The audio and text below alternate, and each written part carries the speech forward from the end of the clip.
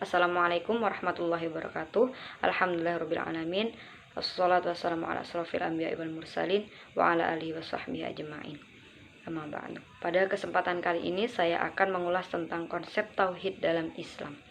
Jadi sebelum Rasulullah itu lahir di Mekah dan sekitarnya itu terdapat beberapa keyakinan, di antaranya Majusi, Yahudi, Nasrani, dan keyakinan lainnya seperti animisme, dinamisme, dan politisme. Animisme yaitu percaya terhadap kekuatan roh-roh, sedangkan dinamisme berkeyakinan bahwa benda tersebut mempunyai kekuatan. Dan untuk politisme itu artinya mempercayai atau meyakini banyak Tuhan. Jadi pada saat itu di sekitar Ka'bah terdapat 365 jenis berhala yang terbuat dari emas, perak, perunggu, batu, kayu, dan lain sebagainya. Dan mereka itu mempunyai Tuhan tergantung dengan kemampuan ekonominya. Jadi untuk kaum golongan atas atau orang kaya itu berhalanya terbuat dari emas, sedangkan yang golongan bawah itu terbuat dari batu. Pada waktu itu menganut banyak Tuhan itu sudah merupakan hal yang lumrah atau sudah biasa, karena sebagian besar dari mereka merupakan penyembah berhala.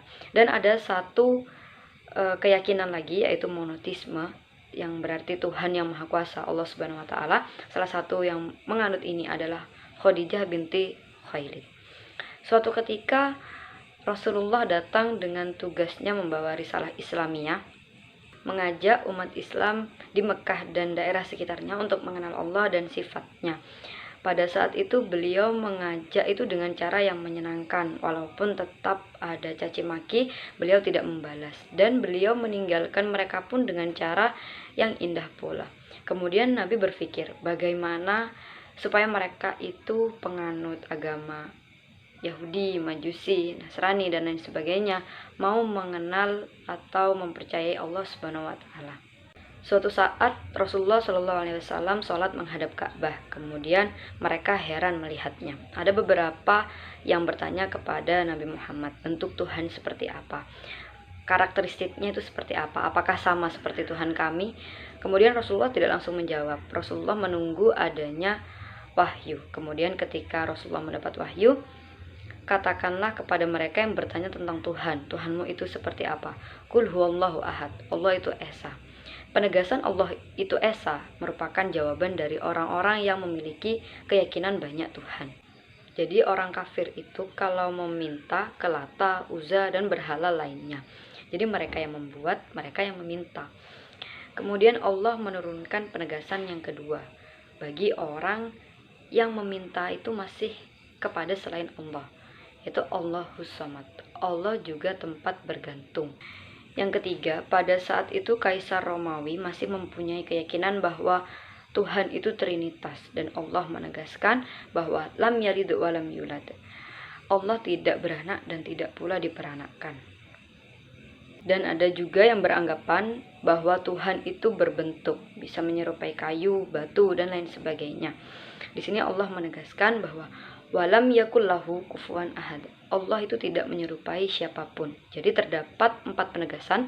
Yang pertama, Allah itu esa. Yang kedua, Allah tempat bergantung. Yang ketiga, Allah tidak beranak dan tidak pula diperanakkan. Yang keempat, Allah itu tidak menyerupai siapapun, dan itulah Allah dengan segala sifat mulia. Al-Ikhlas merupakan surat yang agung dan luar biasa. Kenapa dinamakan Al-Ikhlas?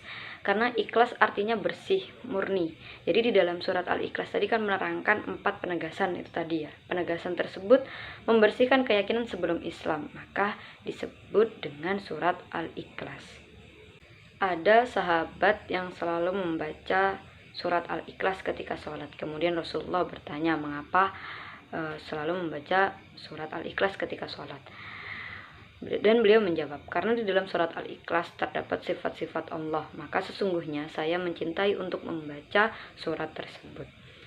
Dari cerita tersebut dapat kita simpulkan bahwa kita membaca surat Al-Ikhlas sebagai bentuk rasa cinta kepada Allah Subhanahu wa taala, dan yang kedua meneguhkan keyakinan kita bahwa Empat itu tadi, empat penegasan. Allah itu esa, Allah tempat bergantung, Allah tidak beranak dan tidak diperanakkan, Allah tidak menyerupai makhluk atau tidak menyerupai siapapun dan apapun.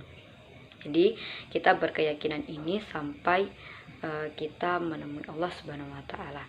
Sekian yang dapat saya sampaikan, kurang lebihnya mohon maaf. Wassalamualaikum warahmatullahi wabarakatuh.